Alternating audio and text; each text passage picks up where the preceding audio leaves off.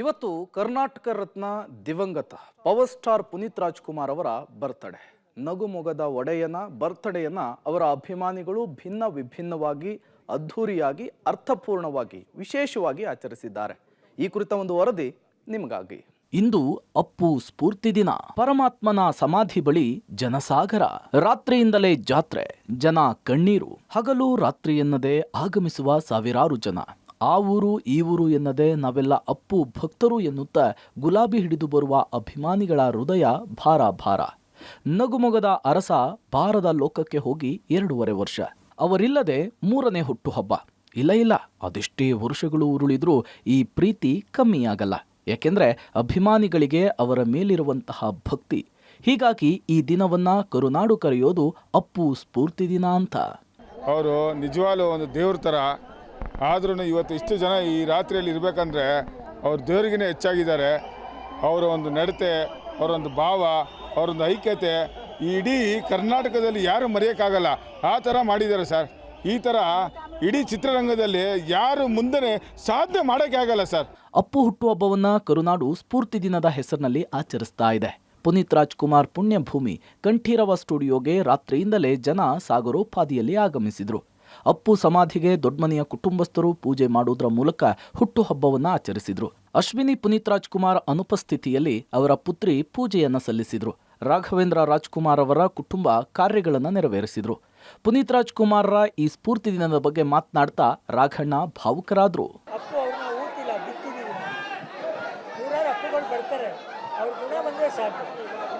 ನಿಮ್ಮ ಅಭಿಮಾನಿಗಳ ಕೈಲಿ ಅಲ್ಲಿ ಕೆಲಸ ಮಾಡಬೇಕಂತ ಆಸೆ. ಅದಕ್ಕೆ ಅಭಿಮಾನಿ ದೇವರಂತ ತಂದೆ ನಾಮಕರಣ ಮಾಡಬೇಕು. ನಿಮ್ಮ ದೇವರಿಗೆ ಪುನೀತ್ ಅವ್ರಿಗೆ ಏನು ಕೊಡ್ತೀರ? ಏನು ಬೇಡ ಅಪ್ಪಾಜಿ. ಈ ಚಪ್ಪಾಳೆ ಜೊತೆ ಕೂಗಳ ಜೊತೆ ನಿನ್ನೆ ಜಾಕಿ ನೋಡಿದೆ ನಾನು.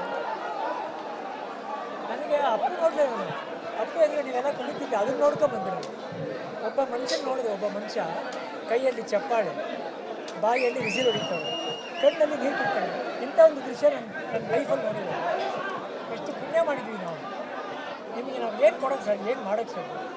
ಅದಕ್ಕೋಸ್ಕರ ಇದು ಸ್ಫೂರ್ತಿ ದಿನಾಚರಣೆ ಚೆನ್ನಾಗಿ ಆಚರಿಸಿ, ಈ ಕ್ಷಣದಿಂದ ಆಚರಿಸಿ. ಪುನೀತನಿಲ್ಲದ 3ನೇ ಜನ್ಮದಿನ, 49ನೇ ವಸಂತ. ಅಶ್ವಿನಿ ಭಾವುಕ ಪತ್ರ.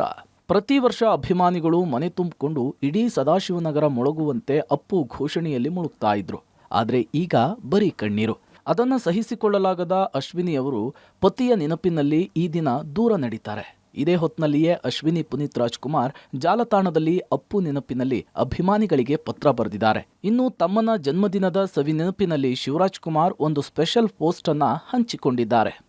ಇನ್ನು ಅಭಿಮಾನಿಗಳಿಗೆಲ್ಲ ಅನ್ನ ಸಂತರ್ಪಣೆಯನ್ನ ಏರ್ಪಡಿಸಲಾಗಿತ್ತು. ರಕ್ತದಾನ, ಆರೋಗ್ಯ ತಪಾಸಣೆ ಇತ್ತು. ಬರುವ ಸಾವಿರಾರು ಜನರಿಂದ ವ್ಯಾಪಾರ ವಹಿವಾಟು ಕೂಡ ಜೋರಾಗಿತ್ತು. ಅದರಲ್ಲೂ ಈ ಸಲ ಅಪ್ಪು ಹುಟ್ಟುಹಬ್ಬ ಭಾನುವಾರ ಬಂದಿದ್ರಿಂದ ಜನಸ್ತೋಮ ಜಾಸ್ತಿಯಾಗಿತ್ತು. ಇಲ್ಲಿ ಪುನೀತ್ ರಾಜ್ಕುಮಾರ್ ಸರ್ ಬಗ್ಗೆ ಎಷ್ಟು ಹೇಳಿದ್ರು ಮರೆಯೋಕ್ಕಾಗಲ್ಲ ಸರ್. ಅವ್ರದ್ದು ಒಂದು ನೆನಪು. ಅವರು ಕರ್ನಾಟಕಕ್ಕೆ ಸಲ್ಲಿಸಿದ ಸೇವೆ, ಸಿನಿಮಾ ರಂಗ ಆಗಿರ್ಬೋದು, ಸಾಮಾಜಿಕ ಸೇವೆ, ಸೂರ್ಯಚಂದ್ರ ಇರುವವರೆಗೂ ಸರ್ ಅವರ ಹೆಸರು ಅಜರಾಮರವಾಗಿರುತ್ತೆ. ಅಪ್ಪು ಸರ್ ಅವರೊಬ್ಬರಿಗೆ ಎಷ್ಟು ಹೇಳಿದ್ರು ಇದೋಗಲ್ಲ ಸರ್. ಅವರು ಪ್ರೀತಿ, ವಿಶ್ವಾಸ ಕರುನಾಡಿಗೆ ಅವರ ಒಂದು ಸ್ಮರಣೆ ಯಾವತ್ತೂ ನಿರಂತರವಾಗಿ ಜನಸಾಗರನೇ ಹರಿದು ಬರ್ತಾ ಇದೆ ಸರ್. ಇವತ್ತು ಅವರನ್ನು ಯಾವತ್ತೂ ಕೂಡ ಪುನೀತ್ ರಾಜ್ಕುಮಾರ್ ಸಾಕಷ್ಟು ಜನರಿಗೆ ಸ್ಫೂರ್ತಿ, ಪ್ರೇರಣೆ. ಪುನೀತ್ ಬದುಕಿನ ಆದರ್ಶಗಳನ್ನು ನೂರಾರು ಜನ ಅಳವಡಿಸಿಕೊಂಡು ಹೊಸ ಬದುಕನ್ನ ಕಟ್ಟಿಕೊಂಡಿದ್ದಾರೆ. ಅದೇನೇ ಆಗಲಿ, ಪುನೀತ್ ರಾಜ್ಕುಮಾರ್ ಜನರ ಮನಸ್ಸಿನಲ್ಲಿ ಅಜರಾಮರರಾಗಿದ್ದಾರೆ. Prakash D Rampur, public TV, Bengaluru.